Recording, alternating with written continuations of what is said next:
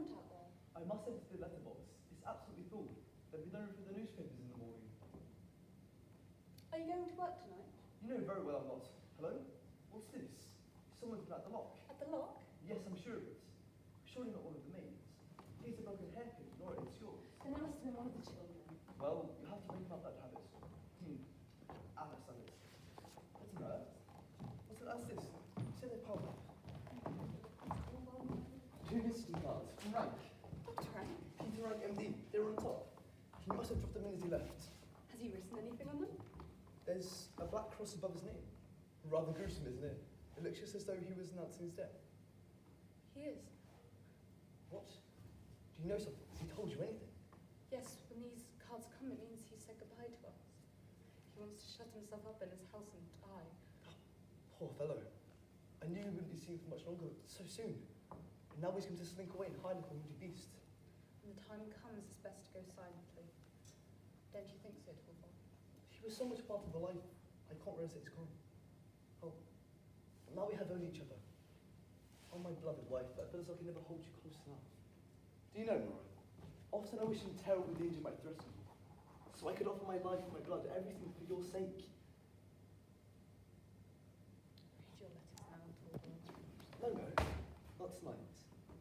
Tonight I want to be with you, my darling wife. When your friend is about to die. You're right. This news has upset us both, and ugliness has come between us. Thoughts of death and disillusion. Oh, we must try to forget them. Until then, you go to your room, I shall go to mine. Good night, Torvald. Good night. Good night, my darling little songbird. Sleep well, Nora. I shall go read my letters. Never see them again. Never see the children again, them too. Never. Oh, the icy black water with the promise that if only it were all over. He's got them now, he's reading them, no parents. Goodbye, Torvald, goodbye, my darlings. Nora! Do you know what is in this letter?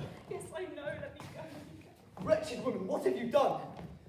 Let me go, you're not going to suffer for my sake, I won't let you. Stop being theatrical. You're going to stay here and explain yourself. Do you understand what you've done? Answer me, do you understand what you've done? Yes. Now I'm beginning to understand. What a dreadful awakening. For 8 whole years she was my pride and joy. A hypocrite, a liar, worse, a criminal. The hideousness of it. Shame on you, shame. I should have presumed something of this sort would happen. I should have foreseen it. All your father's recklessness and instability. I'll have been punished for closing my eyes to his faults. I did it for your sake. Now you reward me like this. Yes, like this. Now you've destroyed all my happiness. You've ruined my whole future. Oh, it's too dreadful to contemplate. When I'm gone from this world, you will be free. Stop being theatrical.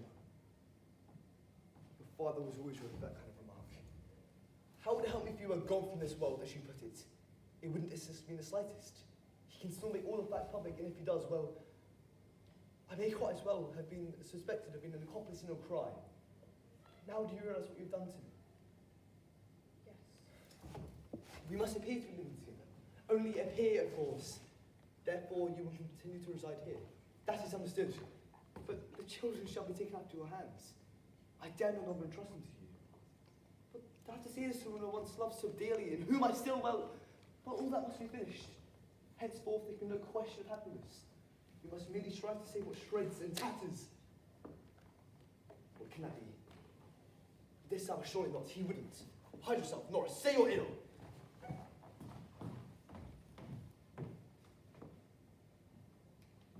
Yes. It's from him. You're not having this. I'll read it myself. Read it. I hardly dare to. This may mean the end for us both. No, I must know. Nora. Nora! No, I must read it once more. Yes! Yes, it's true. I am saved. Nora, I am saved. You too, of course. We're both saved, you and I. Look, he's returning your IU. He writes that he's sorry for what has happened. Oh, Nora. Nora, no. No, first let me destroy this filthy thing. Oh, I don't want to look at it. I shall merely regard the whole business as a dream. There. Now they're destroyed. She wrote that ever since Christmas Eve. been... Oh. These must have been through dreadful days for you, Nora. Yes. It's been a hard fight. It must have been terrible. Seeing no way out except... No, we'll forget the whole story business. Oh, Nora, I understand you can't believe that I've forgiven you, but I swear it to you. I have forgiven you everything. I know now what you did only out of your love for me. It was simply that inward experience. You chose the wrong means. But I swear it to you, Nora, I've forgiven you everything. Thank you for your forgiveness. No, don't go. What are you doing there? Take a moment to do this. Yes, do that. Try to calm yourself and gain your balance again when frightened as a songbird. From now on, that is what you shall be to me. My poor, helpless, bewildered little creature. Never be frightened of anything again, Nora. Just open your heart to me.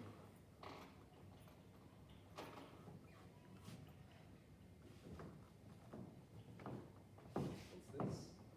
What's in bed? Have you changed? Yes, Torvald, I've changed. But why now? So late. I shall not sleep tonight. But, my dear Nora, It's not that late. Sit down there, Torvald. You and I have a lot to talk about. you alarm me, Nora. I don't understand you. No, that's just it. You don't understand me. And I've never understood you until this evening. No, don't interrupt me. Just listen to what I have to say. Doesn't anything strike you about the way we're sitting here? What? We've been married for 8 years. Does it occur to you this is the first time we two, you and I, man and wife, have ever sat down and had a serious talk together? Serious? What do you mean, serious? In 8 whole years, no longer. Ever since we first met, we have never exchanged a serious word on a serious subject. Did you expect me to try to into all my worries? Worries you couldn't possibly help me with? I'm not talking about worries, I'm simply saying we have never sat down seriously to try to get to the bottom of anything. My dear Nora, what on earth is any of that got to do with you? No, that's just the point. You don't understand me. Great wrong has been done to me, Torvald. First by Papa and then by you. What? But we two have loved you more than anyone else in the world. You have never loved me. You just thought it was fun being in love with me. Nora, what kind of way is this to talk? It's the truth, Torvald. When I lived with Papa, he used to tell me what he thought about everything, so I never had any opinions but his own. And if I did have any of my own, I kept them to myself because he wouldn't have liked them. He called me his little doll, and he played with me just the way I played with my dolls. And then I came to live in your house. Nora, what kind of way is this to describe our marriage? I mean, then I passed from Papa's hands into yours. Now I look back on it, it's as if I've been living here like a pauper from hand to mouth. I performed tricks for you, and you gave me food and drink, but that's how you wanted it. That's all marriage has been, Torvald. Nora, how can you be so unreasonable and ungrateful? Haven't you been happy here? No, never. I used to think I was, but I haven't ever been happy. Not happy? Oh, I've just had fun. You've always been very kind to me, but our home has never been anything but a playroom. I've been your doll wife, just as I used to be Papa's doll child, and the children have been my dolls. I used to think it was fun when you came in and played with me, just as they think it's fun when I go play games with them, but that's all our marriage has been. There may be a little truth in what you say, though you exaggerate and romanticize, but from now on things will be different. Playtime is over. Now the time has come for education. Whose education?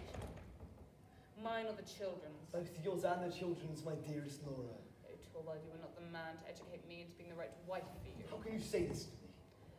Anyway, am I fit to educate the children? Nora, Didn't you say a few minutes ago that you dare not leave them in my charge? in a moment of excitement, surely you didn't think anything serious by it. Yes, you were perfectly right. I'm not fit to educate them. There's something I must do first. I must educate myself, and you can't help me with that. It's something I must do by myself. That's why I'm leaving you. What did you say? I must stand on my own feet if I'm to find out the truth about myself and about life. So I can't go on living here with you any longer. Nora! I don't want anything from you now or ever. What kind of madness is this? Tomorrow, I shall return home, to where I was born. It'll be easiest for me to find some kind of job there. But you are my wife, both as you are and as you will be.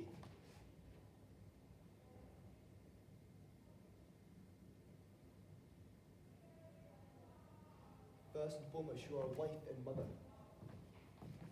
don't believe that any longer. I believe that I'm first and foremost a human being like you. Or I must try to become one. I know most people think as you do to Walpole. And I know there is something of the sort to be found in books, but I am no longer willing to accept what people say and what's written in books. I must think things out for myself and try to find my own answer. I presume you still have some more feelings left. Or perhaps you haven't.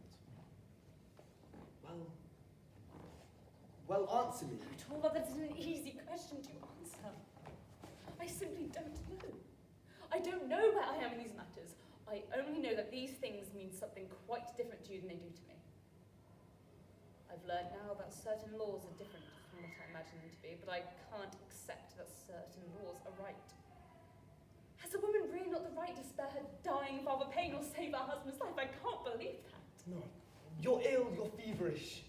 I would almost believe you're out of your mind. I've never felt so sane and sure in all my life. You feel sure that it is right to leave your husband and your children? Yes, I do. Then there is only one possible explanation. What? That you don't love me any longer. No, that's exactly it.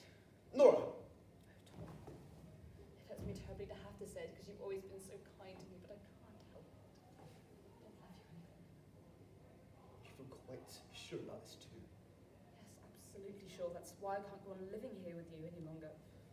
Can you also explain why I have lost your love? Yes. It happened this evening when the miracle failed to happen. It was then that I realised you weren't the man I thought you to be. Explain more clearly, Nora. I don't understand you. We've been married for 8 years. So patient. I'm not such a fool as to suppose miracles occur every day. But then this dreadful thing happened to me, and I knew now the miracle would take place. When Krogstad's letter was lying up there, it never occurred to me for a moment that you would let the man walk all over you. I knew that you would say to him, publish the facts, Lord, and when you had done this... Yes, yes. But what then? When I'd expose my wife's name to shame and scandal. I knew you would step forward and take all the blame yourself and say, I am the one who was guilty. Nora! Oh, you're thinking I wouldn't have accepted such a sacrifice on you. Oh no, of course I wouldn't. But what would my word have counted against yours? That was the miracle I was hoping and dreading, and it was prevented happening that I wanted to end my life. I would gladly work for you night and day and endure sorrow and hardship for your sake. But no man can be expected to sacrifice his honour, even for the person he loves. Millions of women have done it. You think and talk like a stupid child. That may be, but you neither think nor talk like the man I could share my life with. Once you got to know of your friend, and you weren't frightened of what might threaten me, but only what had threatened you. Once the danger was past, it was as though nothing had happened. I was your little songbird just as before. It was then, in that moment, that I realised that for 8 whole years I had been married to a complete stranger. And I'd borne him 3 children. Oh, I can't bear to think if I could tear myself to pieces. I see it. No, I see it. A gulf has indeed opened between us over... Nora, couldn't it be bridged? As I am now, I am no wife. But I have the strength to change. Perhaps if your doll is taken from you. But to be parted. To be parted from you, no, I can't conceive of it happening. All the more necessary that it must happen.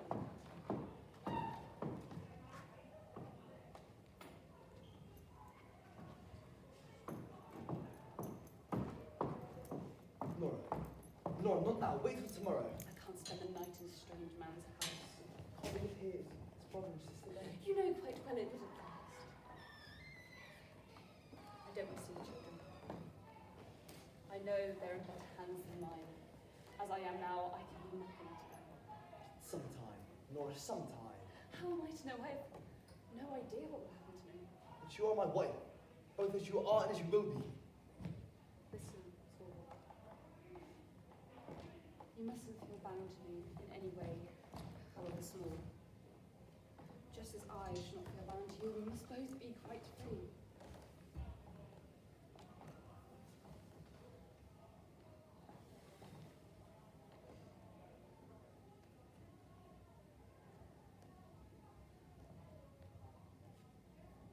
Where's your ring? Give me mine. That too.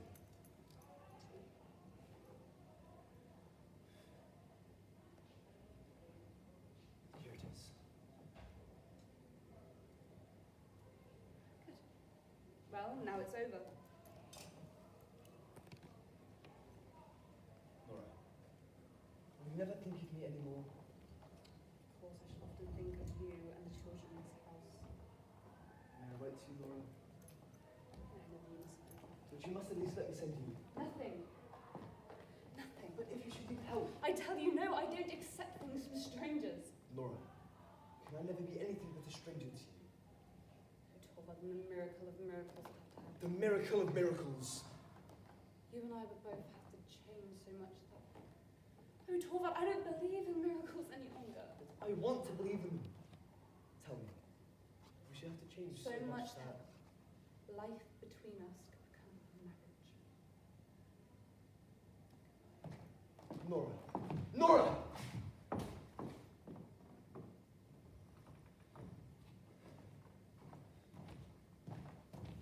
Empty.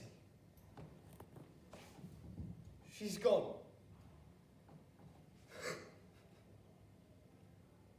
The miracle of miracles.